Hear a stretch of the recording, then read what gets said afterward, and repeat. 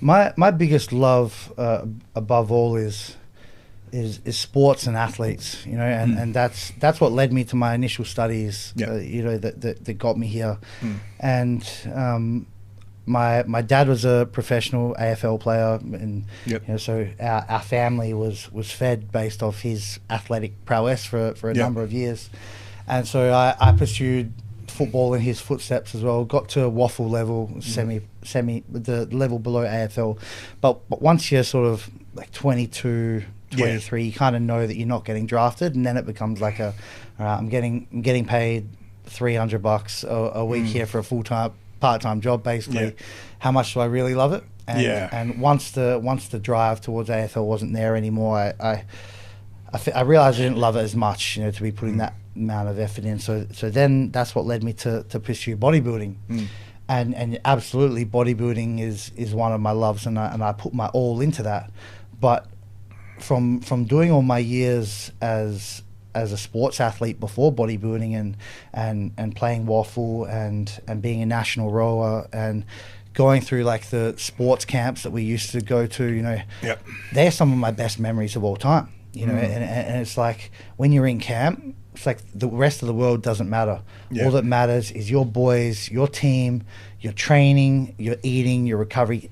That's all that matters. It's so hard to capture that as an adult. Yes. Because if you're out of the sporting scene and your professional career, you just weren't good enough, which is totally cool. It's kind of, for most people, that's the last time they experience that.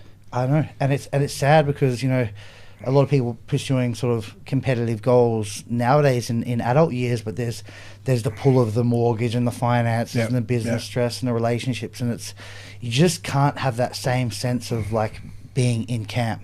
And then what I also didn't like about bodybuilding is that it's and especially sort of being at the bodybuilding shows, it's like all of these individuals showing up in their hoodies like by themselves, and everyone training by themselves, and no community, no camaraderie. It's not how it was. It's not how it used to be. It's not how it was. And I never had my time sort of going through that, but I've pulled up the videos and the documentaries, and I've seen what it used to be. With Muscle Beach, with Schwarzenegger. I mean, my granddad used to do it with Reg Park and all that back in the 50s and 60s. It was different. Like the athletes played together, shows together, go on the bus together. I've seen all of that, and then compete. But nowadays, new school bodybuilding is very different. It's very isolated, and it's very a single man sport, or an individual sport, I should say. And I just had this idea pop up into my mind, where I was like, surely it's not that hard to bring, you know, like sports camps and training camps into bodybuilding. Like surely it's not that hard to bring the team aspect into bodybuilding, because from what I know through being on a team for the first 22 years of my life, is that individuals on a team are stronger together than the sum of the 100%. Parts. And I'm just certain that if I can bring bodybuilders together through around the world, bring them together, that we can all become stronger than if we were sort of just all pursuing it alone. And so that was when the seed was planted. And when was this? This would have been, I mean, I work quick, so it would have been June of last year. Okay. June of last year was when the first seed was planted. And then I was like, but I want it to be, there needs to be an elite feel about it. It can't just be like a bunch of randoms. It needs to be sort of a high level of success buy-in, so that it can be an element of success breeding more success, and there can be sort of this draw of like people wanting to be in it, you know. And then I was sort of faced with the challenge of like, how's this amateur who hasn't competed before gonna convince 20 pros to come out to his camp? And you know, I got turned down a lot, you know, but those people that turned me down, I fucking know that they'll be regretting that after seeing what we did this week. They'll be gutted, you know, and too bad, you know. Like, if you, I can understand why they didn't want to take a chance on me, but I got no track record or evidence for this event working.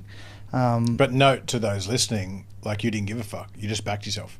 And you stuck to your vision. Yeah, exactly.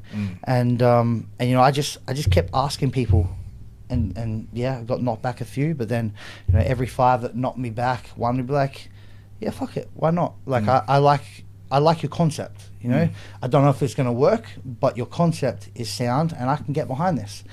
And I just sort of grew the team little bit by little bit, and managed to get sort of a group of 20 pros together with 5 high-level amateurs sort of pursuing the pro card in the next 12 months.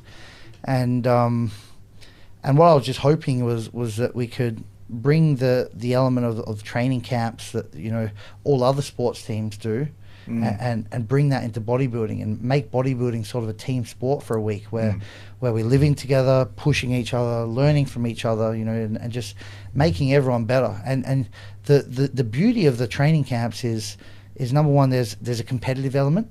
No one wants one of their other teammates to outdo them, you know. So we're on the Stairmaster together, and if someone bumps it up a level, everyone else bumps it up a level. You know, they don't want anyone else to outdo them. So we all naturally sort of elevating because of that. And then, you know, we're in the dining hall. You know, no one's ordering food in because you don't want to be the weak link in the group. Yep. You know, so everyone's got their scales out. Everyone's weighing out all their food. You know, Pump is catering all the foods of chicken, steak, rice, potato. So everyone's locked in, you know, because you don't want to be the weak link in the group. That's, again, the power of the team and the accountability of the team. And then, you know, there's a few guys in prep during this camp. And, you know, if anyone that's been in prep before, you know, some days you're going to feel low. It's just the reality of the game. You're never going to be bouncing around and feeling your best all the time. And, you know, when some of those guys have their low day, or the girls have their low day, you've got teammates around you to give you extra support when you need it. You know, so the camp just beautifully works in the sense that it pulls up people who are struggling, and it gives this extra sense of accountability to block any sort of deviations. You know, you just don't think about slacking on your cardio, or you don't think about missing a rep, or you don't think about having some extra food you're not supposed to, because you got a team around you. You know, it's the power of community. It is the power of the community, and you know, we there were 25 people that went into this camp. You know, and a few people knew each other. A few maybe followed on Instagram, but largely, you know, there was no friendships there. But, you know, 1 week together, smashing each other in the gym, you know, being there for 5 a.m, wake ups together for the cardio, doing ice baths together, doing saunas together longer than we wanted to. You know, like when someone wanted to leave the sauna, this actually happened. You know, someone gets up, no, stop, don't, you'll regret it. Sit back. You know, like that. That's what was happening. You know, that's what happened at camp when you're at school. Yeah, exactly. And you know, we came out of that week like fucking family. You know, and you could see it, and you could see it in the videos, and you know, a lot of the people there I hadn't heard of before, but literally every single person there was like sharing, posting, commenting. It was just it went much bigger than I originally anticipated. You know, I always knew that we would be able to get like the physical and the mental benefits from it, you know, from the training structure and all of those things.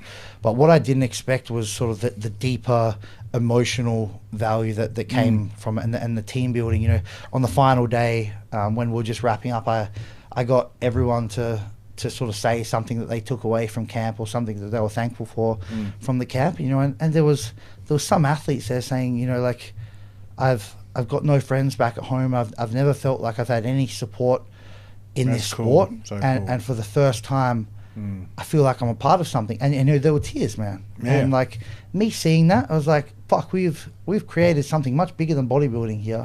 You know, this is truly life-changing stuff that we're doing here. And you know, like, the beauty of Pro Camp was that no one was making any money from it, you know, but everyone took away value.